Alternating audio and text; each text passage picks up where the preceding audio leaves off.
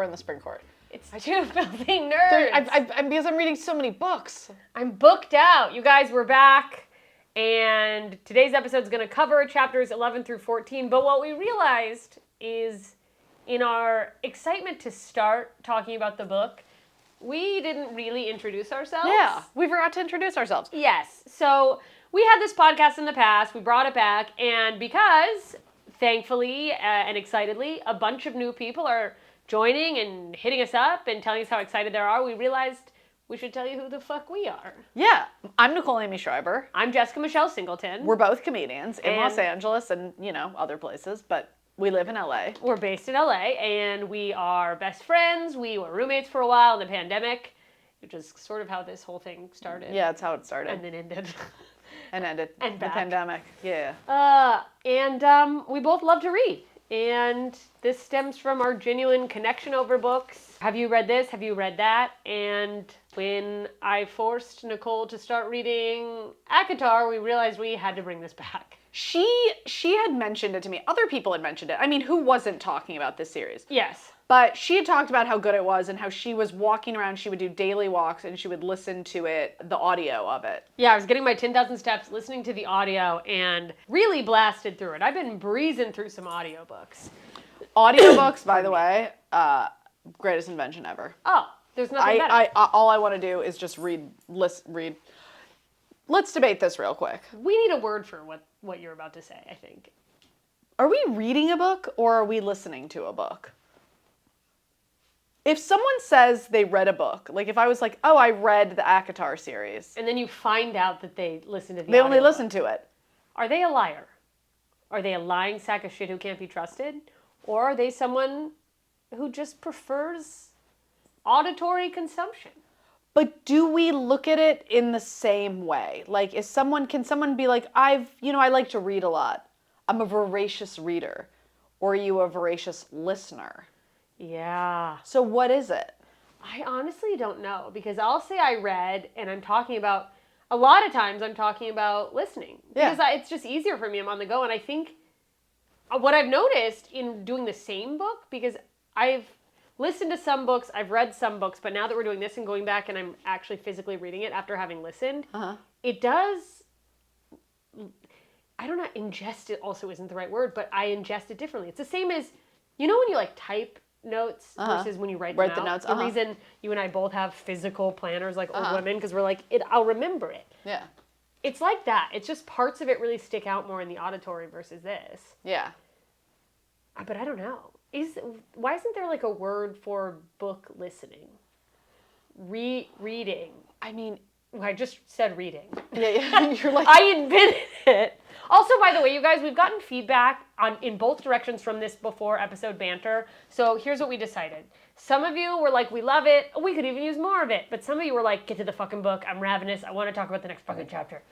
So we have set a timer for ourselves. Yeah, we're doing 10 minutes. 10 minutes So up if you top. don't like the banter, just fast forward for the next 10 minutes. Yeah. Or like 8 minutes at this point. Moving forward, you can just know you can The skip top 10 minutes. The top 10 minutes will always be us just chit-chatting. Blabbing on, talking about books, talking about whatever. I want to talk about that thing that you said.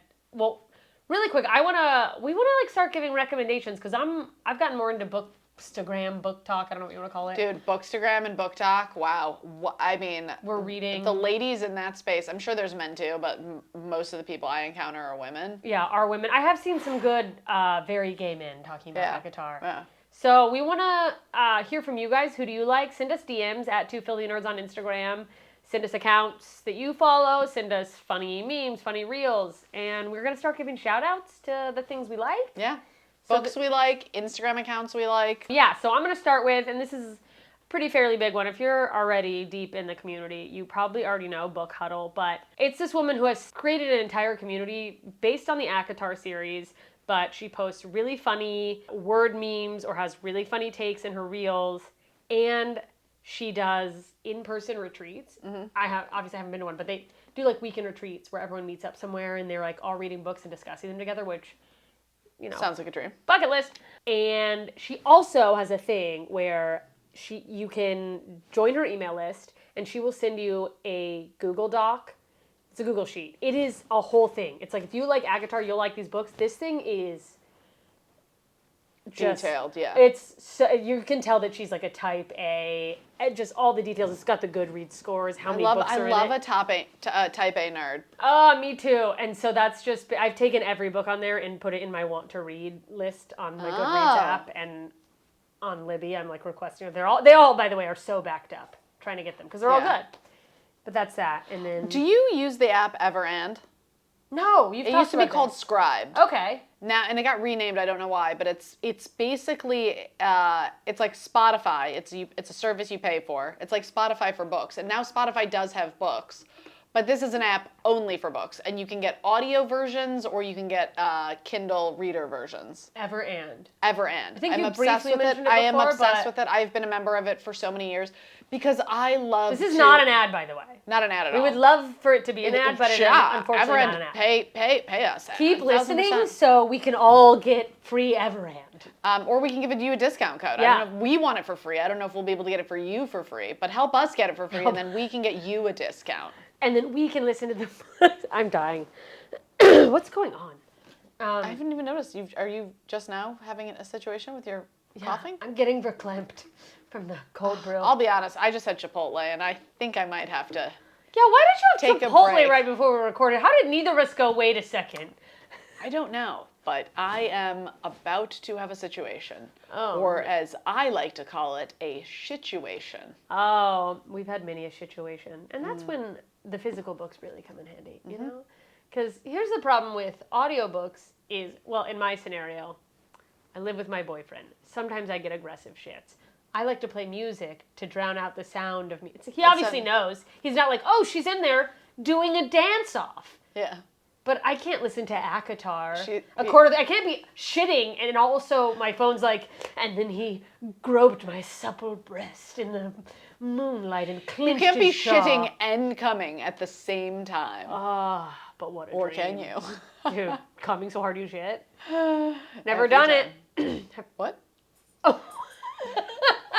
Okay, wait, really quick before we... Coming so hard you shit or shitting so hard you come? I've done the latter, I think. You ever, like, have a big... Boo-boo. It's like birthing a shit. Yeah. And it sort of feels like... I don't want to say I'm coming, but you have that, like... There's a release. Yeah. There's like a... It's a little euphoric. Yeah. If shit's so big, you're like, once it comes out of your body, you're like, I gotta hit the scale. And then I have not lost even 0.1 of a pound, and I'm like, what was that? I absolutely love, if I know I'm gonna be taking a monster dookie, just weighing myself to a before and after, like I'm weighing in for a UFC fight.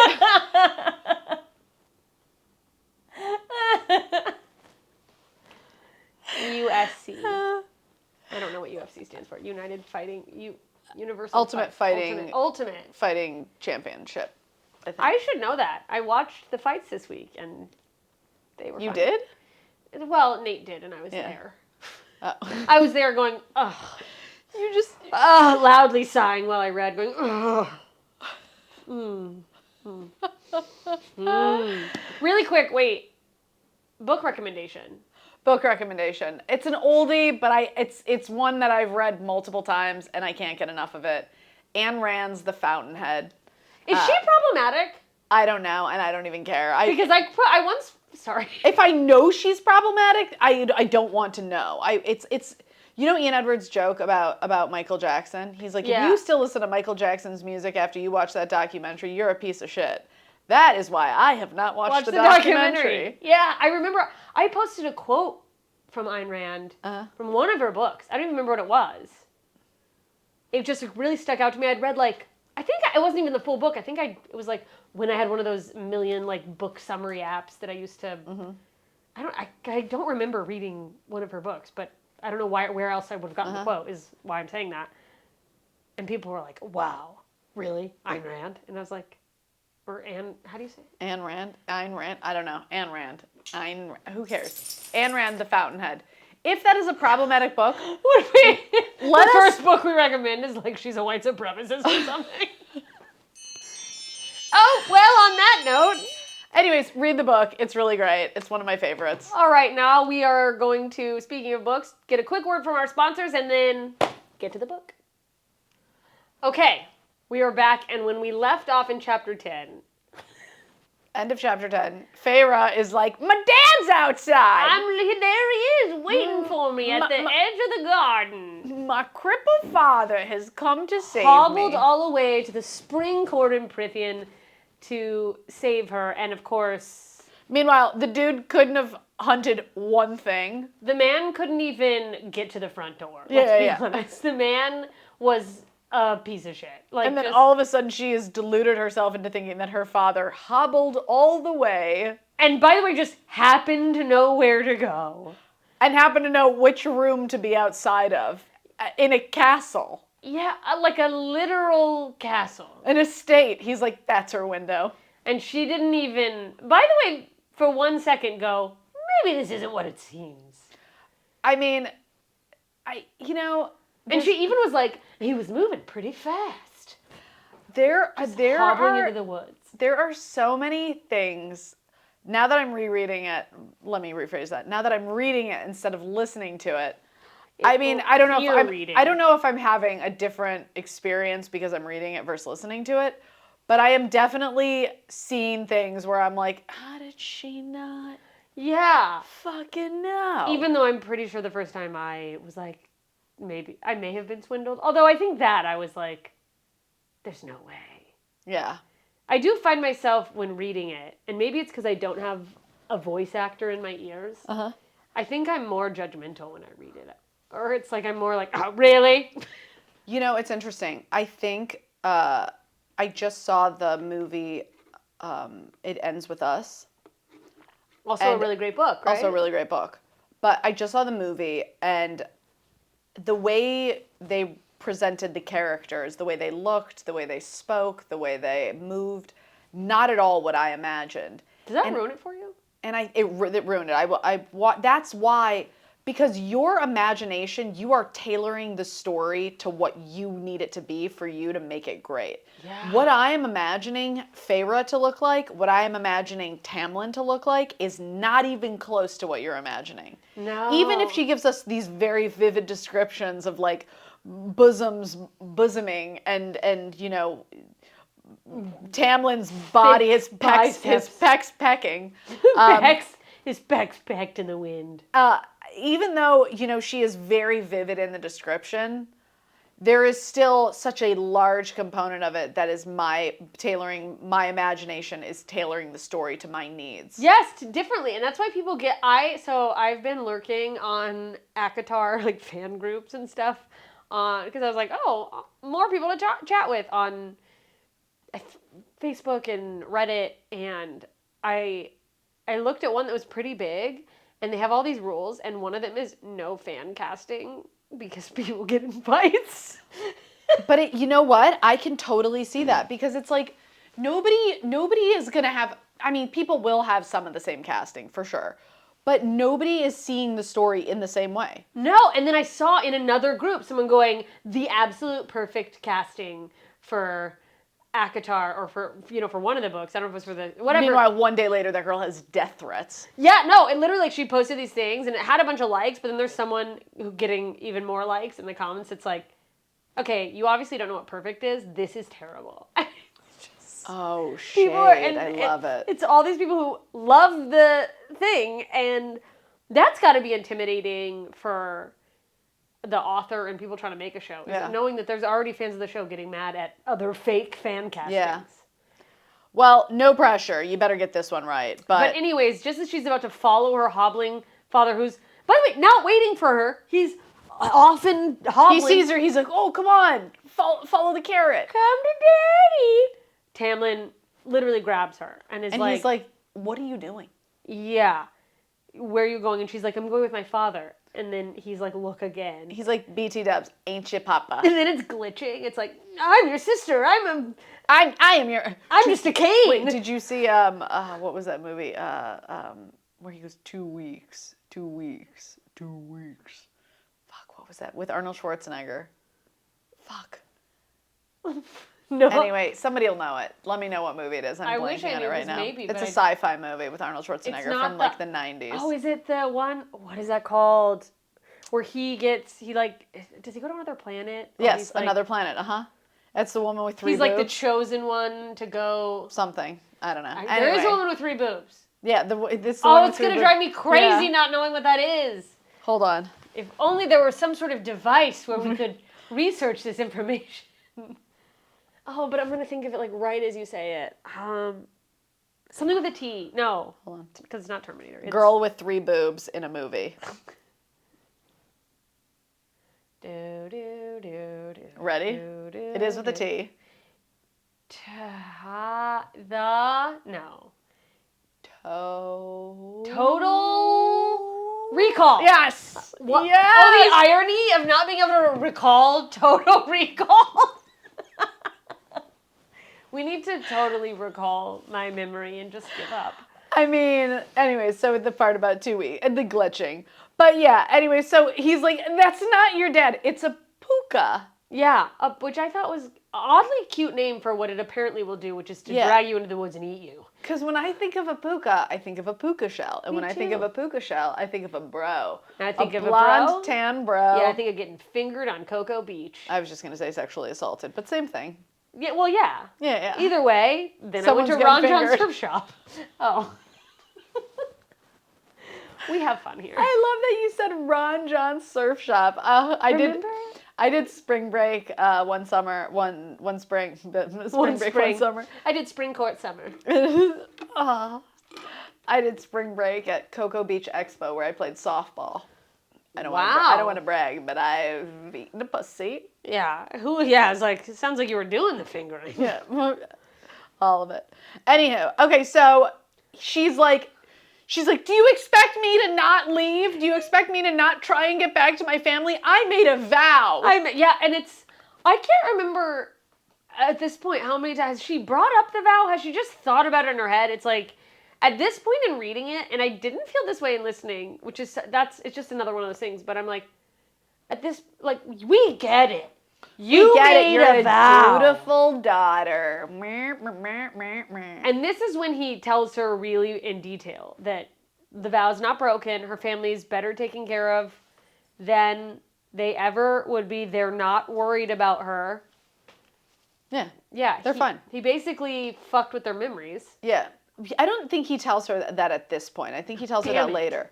But he does say to her, he's like, don't worry, everything's cool. Everything's cool. I keep jumping ahead. It's fine. I mean, it's really hard not to because we have read the entire book. Yeah, and rereading it, it's so hard to stop, by the way, so if anyone's hard.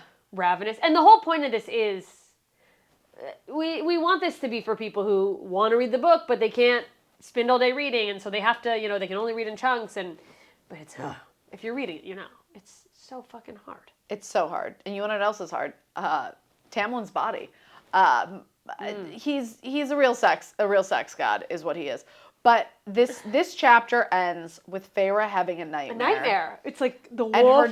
And by the way, when I read this, I forgot how like intense, like her killing Andrus was like such a big thing. Like I forgot it really is what kicked everything off. But I forgot what a big deal it was. Well, because when you first read it, it's like, yeah, she shot a wolf. Which is, by the way, even if in real life, if it's not a fae, it's like, that's still a big crazy deal. Kill, yeah. You shot a wolf through the eye with an arrow. But in her dream, he turns back into a fae as she's killing him.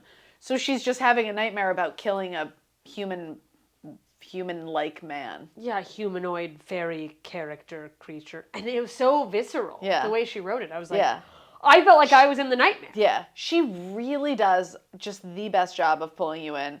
Pulling you in on so many levels. Pulling you in of like you're very emotionally invested in these characters' journeys. And you're also so horny.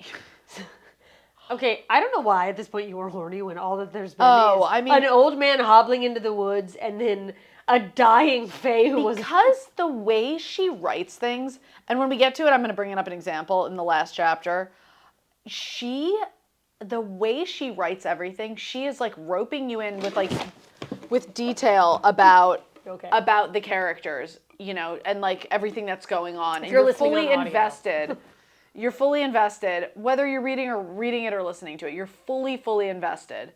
Oh yeah. But then she'll also throw in details where she'll be like, and Feyre has never been so distraught in her whole life.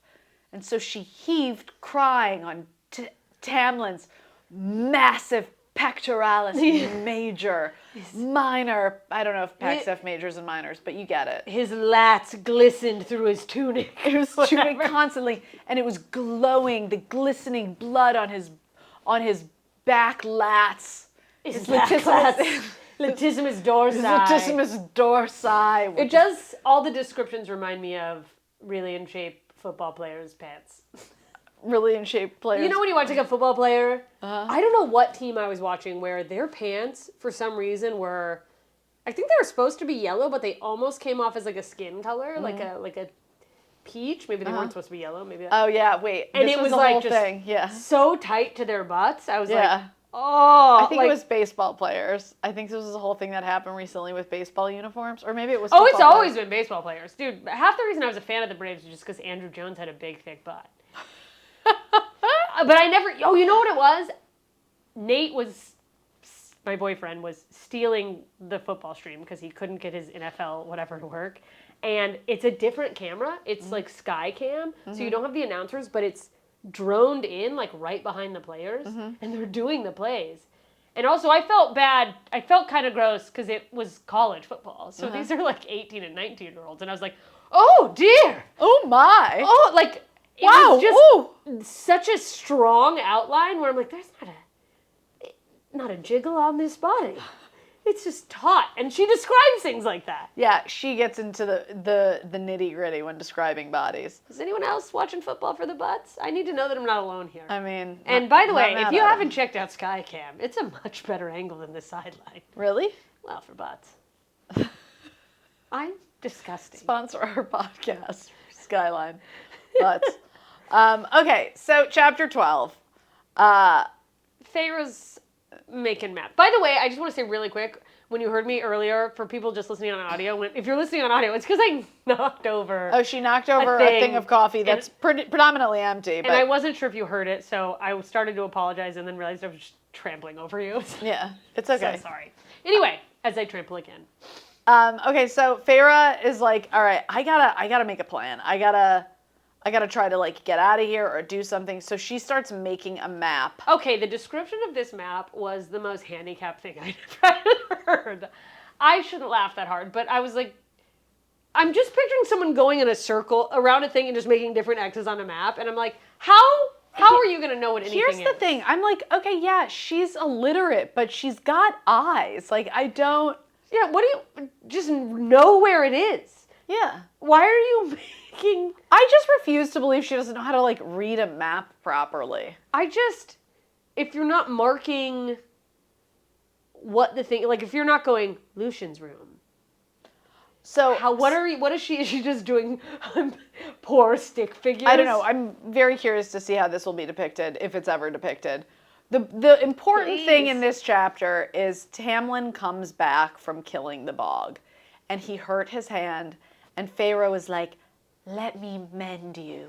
Yeah, and do you have any stuff that I can use to put you back together again? And he's like, I have a whole ass infirmary. Yeah, I was like, an infirmary? Yes, the infirmary. And at this point, it's just like, rich people, enough. So you have a first aid kit in a large closet. Yeah, just give me a first aid kit. Where's the medicine cabinet? He's like, nay, the infirmary. The infirmary. Also, if you can afford an infirmary and don't have a 24-hour medical staff, yeah. Fuck you. But at some point, she's like, why do you have this big-ass infirmary for, you're magical people? And he's like, well, that's fine. We don't really use it that often. Yeah, but, we got it. Yeah, this is actually just a wine closet. It's like rich people who have a kitchen and they never eat there. And yeah, like, but I have a state-of-the-art kitchen. Well, I want somewhere. Where's the personal chef going to cook? When I do have a personal chef. It's wild. But then, I guess, because of whatever the bog, however its magic works, he's not healing as fast. So he does need a little patching. So she patches him up, and then Lucian, she hears Lucian and Tamlin, I don't know if it was the next morning or later that day, she hears Lucian and Tamlin talking in the kitchen or in the dining room, and so she's eavesdropping, and they're talking about how the blight's getting worse, and how these creatures, because of the blight, all of these creatures are like coming into their territory. And what are they gonna do? And Lucian's like, you're getting soft. You're turning into a little bitch. Yeah, he's like, for someone with a heart of stone, you're just certainly soft these days. I'm just ripping the quote out. But Yeah. And so, anyway, it's kind of unclear. Feyre overhears this. Yeah, but he also, Tamlin says something about like, after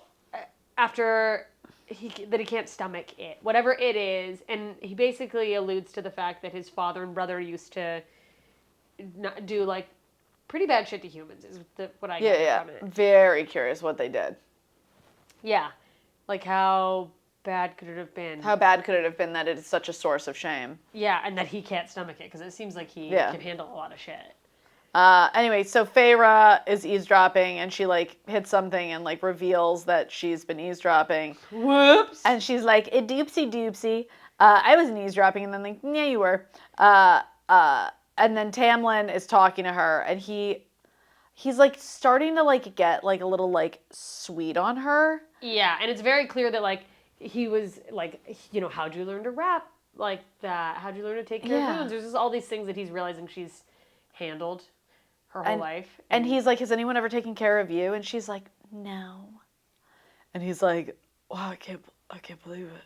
Yeah, and then he's like, "By the way, I know you took that knife." Yeah. He's like, "So no one's ever taken care of you? That's so sad. By the way, you're a dum-dum, and I know you have my knife." And she's like, "What? Wait, what? No, I have a knife?" And he's like, I respect the move, but it's not gonna that's not gonna help you if your dinner knife isn't gonna do anything. Yeah. And then he's like, "Hey, remember how I had an infirmary? Guess what I also have? A study." Yeah. But in the book, he's like, "As requested, the study," and I was like, I went back, and I'm like, she didn't record. Am I crazy? Did somebody She didn't request a study. Yeah. The only thing she had requested was like, why would she request a study? She can't read. Yeah. She doesn't need to study. What is she studying? I mean, I guess we get to that in the next chapter. So she's telling Tamlin, I can't read. Okay, so she's telling Tamlin that she doesn't know how to read because her mom never educated her. I don't know how to read. I'm sorry. I don't know. You just did a Helen Keller.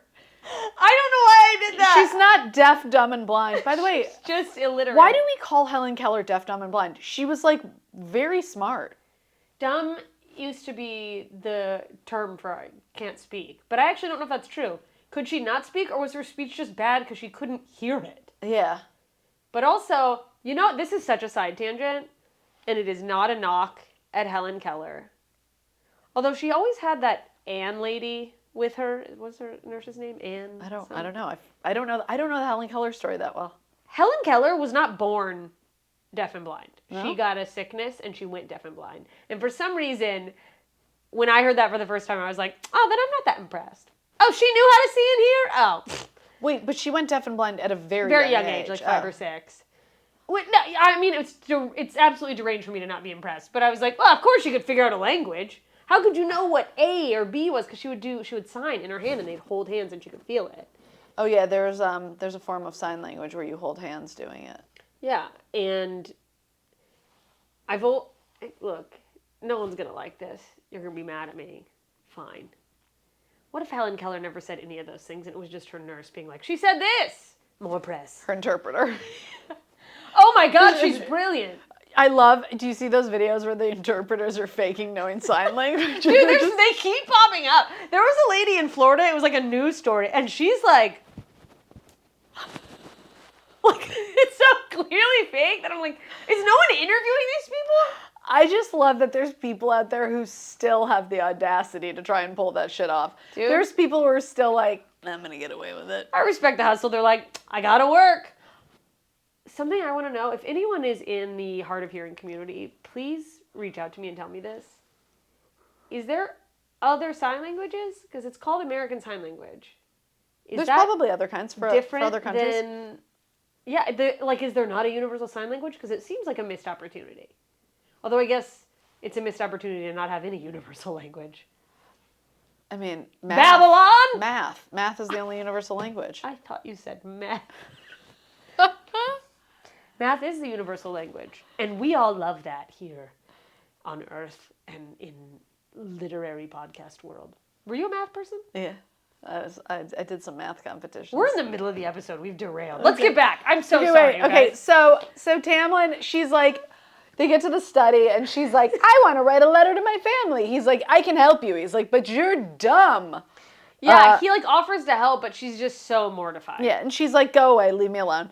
And then, so while she's in the study, this was something that I really liked, is that she finds this mural, and it depicts the entire war between Faes and humans, and it also shows like the whole lands of Prythian, the human area, and then within Prythian it shows you the different courts: spring, summer, autumn, winter, dawn, day, and night. Yeah, and it also shows like it's like the story of the creation. Yeah. Like it starts with like a cauldron pouring out. Yeah, there's a cauldron forming the world. And then there's this area that's like not labeled at all. That's just this like open area. Not really sure what it is. Yeah, there's like another island that looks like it's just free for all. And I thought it was really telling, or I don't know what the word I'm looking for is. I guess I'm not Sarah J. Maas. How in the human part, they didn't depict anything. Like in each of the courts, there were pictures and it depicts all the cities and like all the stuff. It's very detailed. And then the human area, no detail. It's just like no detail. No one gives a fuck. It might as well be nothing to them. Yeah. It's like Antarctica. Yeah, it's like a metaphor for how Fae see humans. And then she, after that, is like, I need to find a Suriel. Yeah. Because she knows that Suriels will give information. Yes, because she learned and that so from she goes to Lucian and she's like, hey, teach me how to catch one. And he's like, I'm not going to tell you, but if I did tell you, here's how you would catch a Suriel. Yeah, he's like, if one wanted to, but I'm not telling the one whom I want to.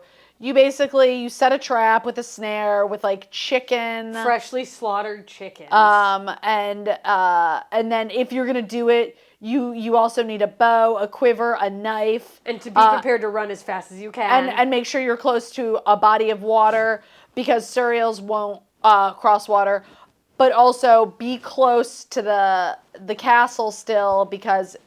If she screams, someone should be able to hear her. Oh, and by the way, here's his knife. So she lends her his hunting knife. Yeah. So he's like, I would never advise you do that, but here's some things. Yeah. And also, it is interesting the like body of water that the Suriel. That's just so many instructions. Like, how bad do you need to hear from that? Like, I would have been out at the third thing he said. I would have been like, you know what? Never mind. We're good. Yeah, we're done. I don't need to know. And, then so she heads off, and she actually captures the Suriel. Yeah. By the way, we found this out. We were both under the impression that the Suriel was a woman. Yeah. Was everyone else envisioning, like, I know it's not a female human woman, but for some reason, the Suriel, you know why I now realize Here's why I thought it was a woman. Why do you think it was a woman? Because the name Muriel. Oh, it's really funny. I thought it was a woman because it's a character that likes to talk a lot. Oh, I thought you were going to be like, because it tells the truth. It has a lot of information and tells the truth. Like the character, because usually like the characters that are like, I've got a lot of information and I'm willing to talk about it. I feel like it's an inherently like feminine quality for a character to have. Just to want to blab. And I also think the way, because I listened to it at first and the way she was voicing the character, it just sounded feminine and not masculine at all. Yeah, but then again, it was voiced by a woman. So yeah. Maybe that's why. But I don't know. But it now seems like maybe it's supposed to be a male. Is that what we determined? Yeah. How did we determine that? Because she used he. Sarah J. Maas used he when she was describing. Really? I'm listening. Okay, I'm but angered. She's saying, so Feyre says to the Suriel, she's like, is there any way I can go home? And she's like, nope, not unless you want your family to be killed. He's like, nope, not unless your family to be killed. Stay here. They, them. It's a genderless character. Truth sayer. And it said, see? It, with its fingers, it's an it. It's an it? It sniffed again. I don't think she ever reveals. No. I swallowed hard, not unless you admit da.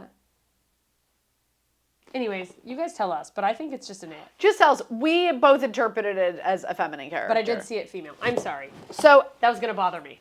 Anyway, so the Suriels like, just stay here, stay with Tamlin. He is a High Lord of the Spring stay Court. with the High Lord. That's how she finds out. Yeah, and that's how Feyre. Even though, didn't he tell her that he was a High Lord? I think that she knew he was High Fae. Oh. And I think I confused those the first time. Yeah, I think I confused those the first time. But there's too. like more than just the Lords or High Fae. She didn't realize he was the High Lord of the Spring Court. Yeah. So, and she's like, is there anything that can be done about the blight? And the Suriel's like, no, just stick with Tamlin. That's it. Yeah, the safest thing you can do is stick with Tamlin. And that's basically seals her fate.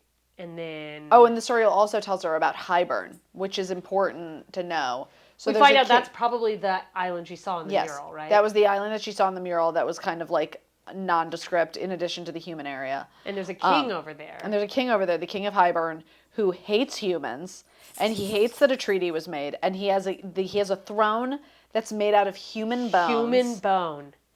And he's angry. And so he sent all of these creatures that are coming over are because he sent them. Yeah, so all of these things that are invading, that are part of this like blight situation, are part of his doing. Yeah. And then there's, what is it? It's a sound. There's like a... Oh yeah, they hear something in the Suriel's like, we're not alone. Yeah, and then the Suriel's like... sniffs like an animal and is like, you've got to get me the fuck out of here. Yeah, you need to get me out of here, and you need to get out of here too. And then it's revealed that there are 4 Naga. Yeah. Which feels racist.